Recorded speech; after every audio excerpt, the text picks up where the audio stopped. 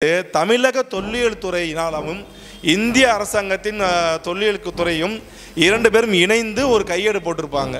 அந்த கையேடு வாங்கி படித்து பார்த்தீங்கன்னா அதில் முதல் பக்கத்திலே தெளிவாக போட்டிருப்பாங்க. இந்த மாதிரி வெங்கடராசன் எனப்படுகின்ற வடுகப்படையுடன் வந்த அந்த படையானது நம்முடைய திருநெல்வேலி ஆட்சி செய்து கொண்டிருந்த இந்த பாண்டியர்களுடைய படையுடன் மோதி அந்த இடத்தில் 10 பேருக்கு இந்த வெட்டும் பெருமாள் பாண்டிய தேவரே நடுகள் எழுப்பியிருப்பார். நடுகள் முறையானது பார்த்தீங்கன்னா தமிழர்களுக்கு ஒரு நடுகள் முறை இருக்கும். தமிழருக்கு நடுகளின் முறைன்றதை விட பார்த்தீங்கன்னா இந்த முக்குளத்தூர் சமுதாயத்துக்கு ஒரு பாரம்பரியம் ஒன்று இருக்குது. என்னென்னா போரில் இறந்தவங்க நம்ம என்ன பண்ணுவோம்னா ஊரில் ஒரு கல் எழுப்பி அதை பார்த்தீங்கன்னா தெய்வமாக வணங்குவோம். இன்னைக்கு அப்போ இந்த வெட்டும் பெருமாள் பாண்டியத்தேவர் என்ன பண்ணுறாருன்னா தன்னோட போரில் தனக்காக பார்த்தீங்கன்னா போரிட்டு இறந்த 10 தளபதிகள், 10 வீரர்கள் கிடையாது, 10 தளபதிகளை பார்த்தீங்கன்னா இறந்து போயிடுறாங்க.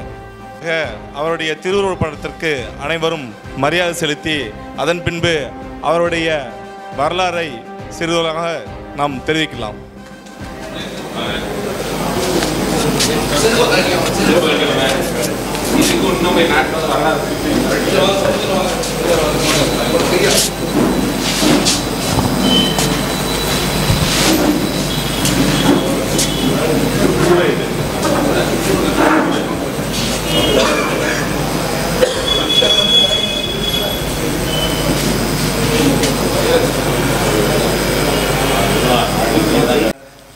நாம் இந்த விழாவை எடுக்கிறதுக்குண்டான காரணம் என்னவென்று அனைவரும் முதல் தெரிஞ்சுக்கணும். இந்த வெட்டும் பெருமாள் பாண்டிய தேவர் யார் என்னன்றது பார்த்தீங்கன்னா இப்போ சமீப காலமாக ஒரு வருட காலமாக ஒரு பிரச்சனையாக போயிட்டுருக்கோம். நீங்கள் சமூக வலைதளங்களை பார்த்துருப்பீங்க. ஏறத்தாழ கிபி 1547ஆம் ஆண்டு பங்குனி மாதம் 22ஆம் தேதி இன்றைக்கி நம்ம எல்லோரும் பார்த்தீங்கன்னா காலையில் நல்லா சாப்பிட்டு எல்லோரும் ஒவ்வொரு கட்சியில் இருப்போம், சில கட்சிகளில் இருப்பாங்க, எல்லாத்தையும் நிப்பாட்டிட்டு நம்ம ஒரு சாதாரண ஒரு இயல்பு வாழ்க்கையிலேருந்து இன்றைக்கி எல்லாம் இந்த இடத்துக்கு வந்திருக்கோம். ஆனால் இன்னையிலேருந்து ஒரு 500 வருடங்களுக்கு முன்பாக இதே நேரத்தில் ஒரு 2 மிகப்பெரிய படைகள் மோதிக்கிட்டு இருக்கு. ஒரு படையானது பார்த்தீங்கன்னா நம்முடைய பாண்டியர் படை, இன்னொரு படையானது பார்த்தீங்கன்னா விஜயநகர பேரரசின் தளபதியான வெங்கடராசாவின் படை. 2 படையும் பார்த்தீங்கன்னா கடுமையான ஒரு யுத்தம் நடந்து கொண்டிருக்கிறது.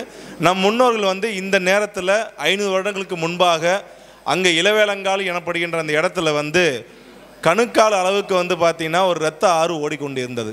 அந்த சமயத்தில் நம்முடைய சமூகத்தை சேர்ந்த நம்முடைய வீர மரத்திகள் அன்றைய காலகட்டத்தில் பார்த்தீங்கன்னா தாலியை இழந்து நின்றார்கள். யாருக்காக என்றால் நம்முடைய மன்னரான வெட்டும் பெருமாள் பாண்டியருக்காக.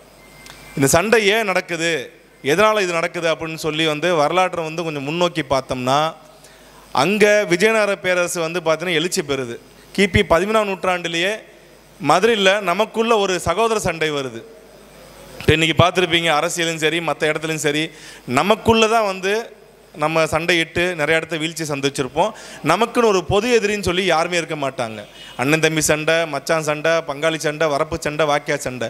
அதே மாதிரி தான் அன்றைய காலகட்டத்தில் பார்த்தீங்கன்னா வீரபாண்டி தேவருக்கும் சுந்தரபாண்டி தேவருக்கும் ஒரு சண்டை வருது.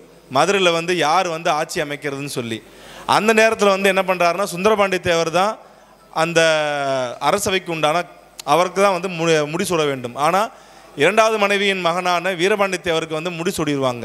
இதை ஏற்றுக்கொள்ளாத சுந்தரபாண்டி தேவர் என்ன பண்ணுறாருன்னா டெல்லியில் இருக்கிற அலாவுதீன் கில்ஜியை போய் சந்திக்கிறாப்புல. சந்தித்து மதுரையோட லெஜிட்டிமேட் சன் நான் தான் பாண்டியருக்கு, ஆனால் என்னை அறையில் உட்கார வைக்காமல் என்னுடைய 2வது மனைவியான தந்தையின் 2வது மனைவியான வீரபாண்டி தேவரை உட்கார வச்சிட்டாங்க, எனக்கு படை உதவி பண்ணுங்க அப்படின்னு சொல்லி அந்த நேரத்தில் அவர் போய் ரெக்வெஸ்ட் பண்ணனால அங்கே ஏற்கனவே தென்னகத்தை கைப்படுத்த வேண்டும். அதாவது இந்தியா ஃபுல்லாக மௌரிய ஆட்சியில் நடந்துக்குச்சு. இந்தியா ஃபுல்லாக மௌரியர் பேரரசு ஆட்சி பண்ணிட்டு இருந்தாங்க. ஆனால் அந்த நேரத்தில் கூட தமிழ்நாட்டில் பார்த்தீங்கன்னா பாண்டியர் ஆட்சி நடந்துக்கிட்டு இருந்துச்சு. இந்தியா ஃபுல்லாக பார்த்தீங்கன்னா அடுத்த ஒரு பேரரசு பார்த்தா வந்துருந்துச்சு. ஒவ்வொரு பேரரசு வரப்போ தமிழ்நாட்டில் மட்டும் பார்த்தீங்கன்னா பாண்டியர்கள் மட்டும் தான் ஆட்சி பண்ணிகிட்டு இருப்பாங்க. அதே மாதிரி இந்தியா ஃபுல்லாக அலாவுதீன் கில்ஜி ஆட்சி பண்ணிக்கிட்டு இருந்தாப்புல. அன்னைக்கு பார்த்தீங்கன்னா டெக்கான் வரைக்கும் அவர் கைப்பற்றிட்டாப்புல. ஆனால் தமிழ்நாட்டுக்குள்ளே அவர்னால் உள்ளே நுழைய முடியல. அப்போ என்ன பண்ணுறாருன்னா இந்த சுந்தரபாண்டி தேவர் ரெக்வெஸ்ட் பண்ணனால தன்னுடைய தளபதியான மாலிக் கஃபூரை வந்து அனுப்புகிறாப்புல.